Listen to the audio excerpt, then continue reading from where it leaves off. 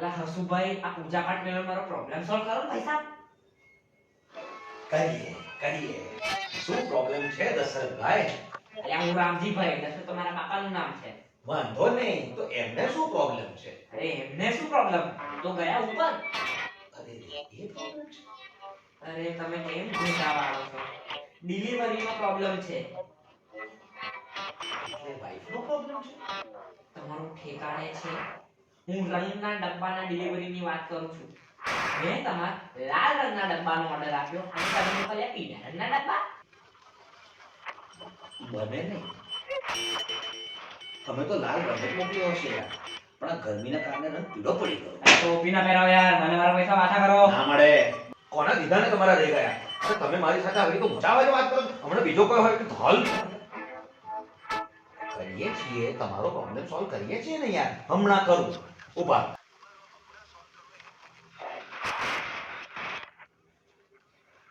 બકુલ બુચને તાબડતોબ અંદર મોકલો.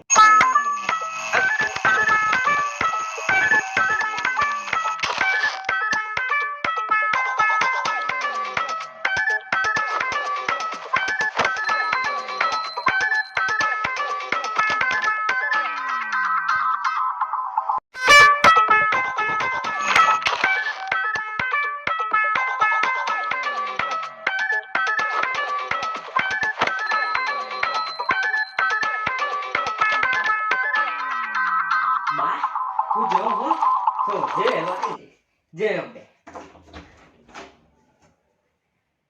ના ના ના ના, આવી ગયા 20 મિનિટ મોડા છે.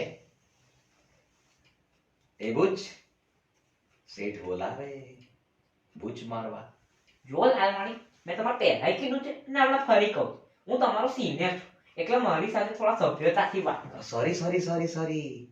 આ તો શેઠના લાડકા છે. ગાળો આપી હોય તોય બુચને જ બોલાવે. જાઓ બોલાવે. હસુભાઈ મને બોલાવ્યો. આવો બકુલ બુચ પધારો. જુઓ આ બધું હું નહીં ચલાવી લઉં. શું નહીં ચલાયેલો છે? આમ અજાણ્યા ના બનો. તમારી ફરિયાદ લઈને આવે છે આ કાનજીભાઈ. અલા કાનજીભાઈ ને રામજીભાઈ. અને મેલો ને યાર, ભગવાનનું નામ લીધું છે ને. જુઓ બકુલ, તમે એમને રોંગ ડિલિવરી કરી છે. તમારા પગારમાંથી તેમને પૈસા કાપી આપો. એટલે પગાર તો આલો. સામા જવાબ ના આપો, સમજ્યા ને? હું જાણું છું કે તમારા બા સિરિયસ છે, વેન્ટિલેટર પર છે, ડોક્ટરોએ સાચું. પણ હસુભાઈ મારા બા તો ભલે સિરિયસ હોય, આ મેટર વધારે સિરિયસ છે. હું તો કહું છું તમે હાલ ને હાલ રાજીનામું આપી દો. અરે હસુભાઈ આવું કરાતું હોય? એમના મધર વેન્ટિલેશન ઉપર છે અને તમે એમને નોકરીમાંથી છૂટા કરો છો? અલા પણ ગ્રાહક પ્રત્યે મારી કોઈ ફરજ હોય કે નહીં?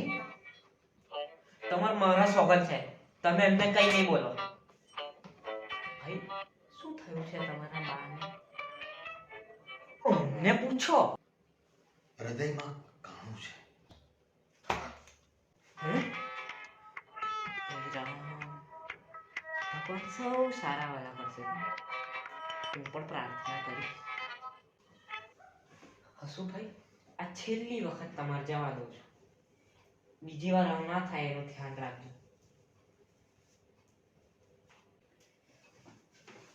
હસુભાઈ હવે હું ખરેખર રાજીનામું આપી. અલ્લા બે દાંત તારા પાડને. ભાઈ તું સમજ, બિઝનેસમાં ક્યારેક આવા પગલા ભરવા પડે. એટલે મારી મરી ગયેલી બાના દેવા કાઢો પડી દેવાનો. અલ્લા ભાઈ ભૂલથી પડી ગયું. હું તારી માફી માંગુ અને કહેતો હોય તો તારા મરી ગયેલી બાની પણ માફી માંગુ. તું મારી વાત સમજ. તું મારે સંકટ સમયની સાંકળ છે. એટલે વારે વારે ખેંચવાની. અને ભાઈ જો ખેંચાવવું પડે. અને તું કેમ આવું જ બોલે છે? આગળો ટેણી હતો ત્યારથી મેં તને ટ્રેનિંગ આપીને આટલો મોટો કર્યો. તને યાદ છે ને, તારી પહેલી ફૂલ પાટલું મેં સીવડાવી હતી. અને પહેલા તારા ફાધર આપણી કંપનીમાં કામ કરતા હતા, હવે તું કરે છે. અને મેં તારા માટે કેવી કેવી યોજનાઓ ઘડી રાખી છે.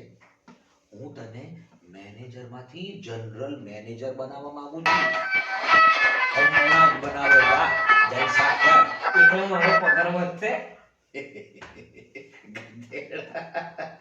મોંઘવારીમાં પગાર વધતો હોય, માન વધશે, આખો સ્ટાફ તને બકુલભાઈ કહીને બોલાવશે.